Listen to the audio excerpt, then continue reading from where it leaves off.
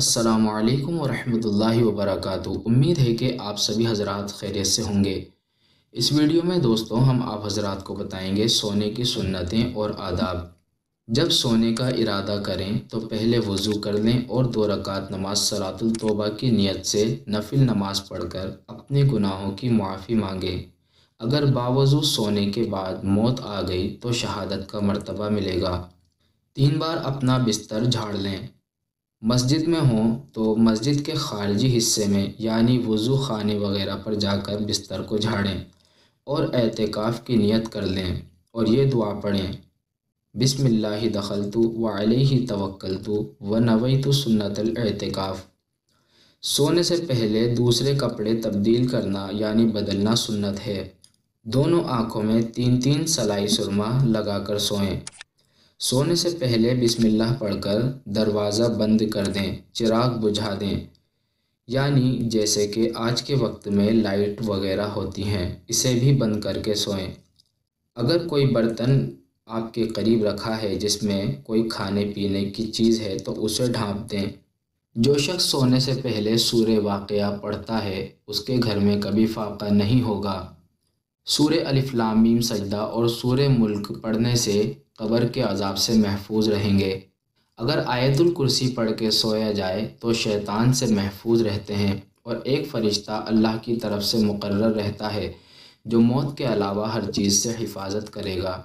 तस्बीह फ़ातिमी यानी 33 मरतबा सुबहानल्लाह, 33 मरतबा अल्हम्दुलिल्लाह और 34 मरतबा अल्लाहु अकबर पढ़ने से दिन भर की थकान दूर हो जाती है और बदन में क़ुव्वत आती है। इस तस्बीह को पढ़कर दोनों हथेलियों पर फूंक मारकर मुंह से शुरू करके पूरे बदन पर जहां तक हाथ पहुंच सके फेर लें। उसके बाद दाहिना हाथ दाहिने गाल के नीचे रखकर दाहिनी करवट पर क़िबले रुख होकर सो जाएं और बायां हाथ बाईं रान पर रखें और पैर को थोड़ा सा मोड़ लें और ये दुआ पढ़ें, अल्लाहुम्मा क़िनी अज़ाबका यौम तुबअसु इबादका। फिर ये दुआ भी पढ़ लें, अल्लाहुम्मा बिस्मिका अमूतु व अहया। अगर सोते हुए में कोई अच्छा ख्वाब दिखे और आँख खुल जाए तो अल्हम्दुलिल्लाह कहें और उस ख्वाब को अच्छे लोगों में यानी सलाहियतमंद लोगों में बयान करें जो आपको इसकी अच्छी ताबीर दे सकें। और जब बुरा ख्वाब दिखे तो अपनी बाईं जानिब 3 मरतबा थुतकार दें या फूंक मार दें और 3 मरतबा औज़ु बिल्लाहि मिनश शैतानिर रजीम पढ़ें और करवट बदल कर लेट जाएं।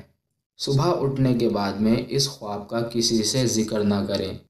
अगर आप तहज्जुद में उठना चाहते हैं तो तहज्जुद में उठने के लिए सूरह कहफ की शुरू की 10 आयतें और आखिर की 10 आयतें पढ़ लें और जिस वक्त उठने का इरादा हो उसकी नियत करें तो इंशाअल्लाह आपकी आँख खुल जाएगी।